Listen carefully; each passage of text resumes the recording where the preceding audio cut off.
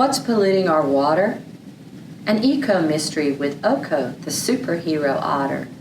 Written and illustrated by Gail Kowalski. Layout and design by Muriel Pritchett. The Oconee River sparkled in the sunshine. Oko dove in. What a scrumptious morning! Nothing for a superhero otter to worry about, not on a day like today. A crayfish peeked out from a rock on the river bottom. Oko grabbed it. Breakfast!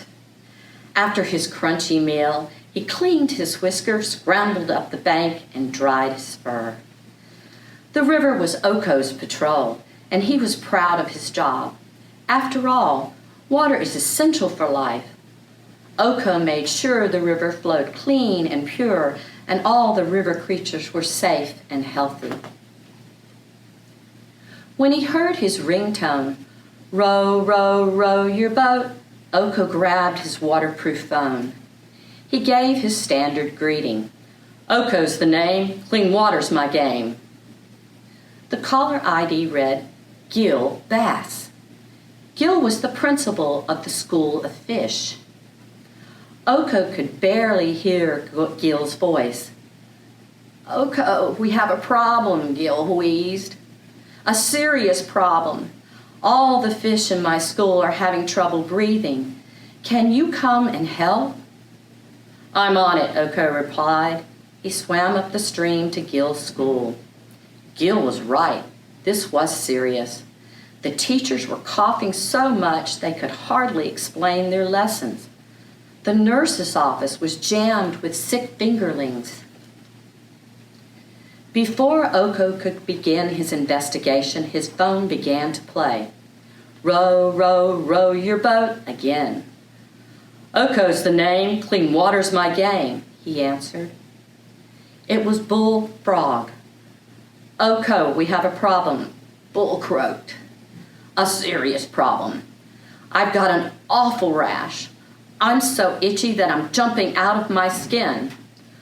All the amphibians along the riverbank have the same rash. I'm on it, Oko replied. He loped along the riverbank. Everywhere he looked, itchy amphibians were hopping like kernels of popcorn.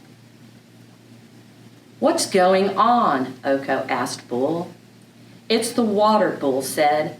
Every time we jump in, our skin itches and burns. Look at little Tadpole. Poor fella, he hasn't grown his legs yet, so he can't crawl out onto dry land, but the water's killing him. Just then, Oko's phone began to play. Row, row, row your boat.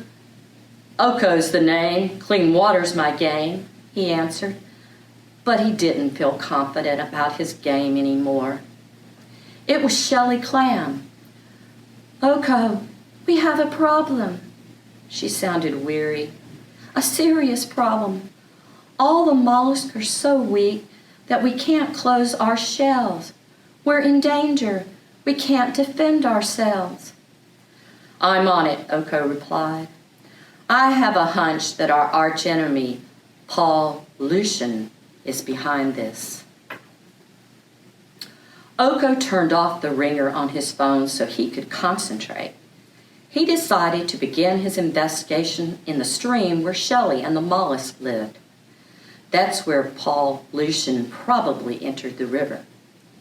I'll stop that even villain at the source before he destroys our river creatures, Oko vowed. Oko swam up and down Shelly's stream and the nearby creeks that fed into the river. Oko knew that sometimes Paul's evil trick was raising the temperature of the water. That happens when factories cool their engines and pour the heated water into the streams or creeks or rivers. River creatures can't live in hot water, but Oko couldn't detect any temperature changes. A factory was not the source of the problem.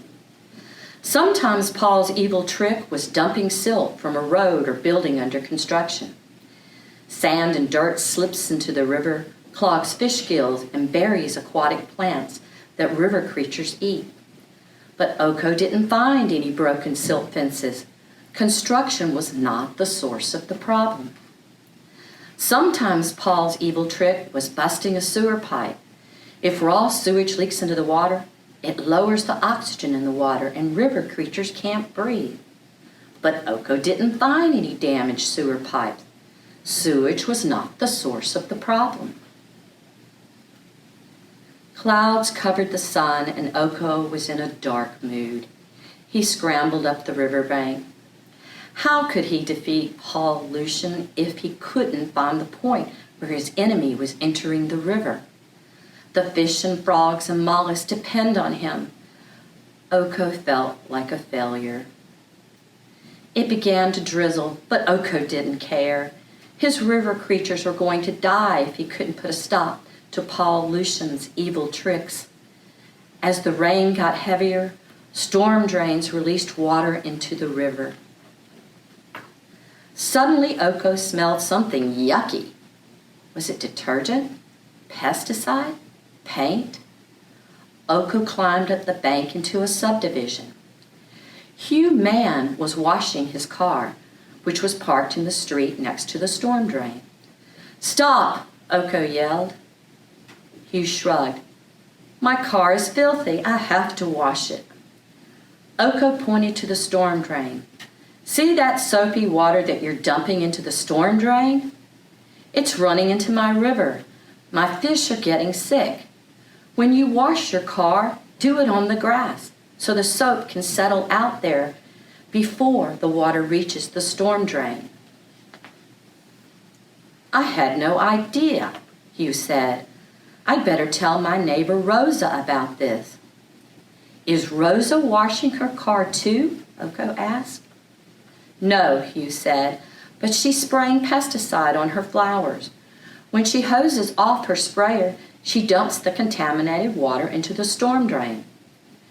"No wonder my frogs have skin rashes," Oco said. Hugh felt terrible. "Maybe I should talk to Art," he said. "Is Art spraying pesticide?" Oco asked. "No, Art paints houses. He pours the extra paint into the storm drain." "No wonder my mollusks are getting weak," Oco said. "We didn't realize we were polluting the river," Hugh said. "We all want to keep our river clean and safe. That's where we get the water we drink. And my kids swim in the river every summer." "Remember that everything in a storm drain flows into the river," Oco said. "Keep your soap, pesticide, paint, motor oil, and pet waste out of the storm drain. There are better ways to dispose of these yucky substances." "I get it," Hugh nodded. "If it's something that I wouldn't want to drink or swim in, then I need to keep it out of the river." Please join the Protect Our Water Patrol, Hugh Mann.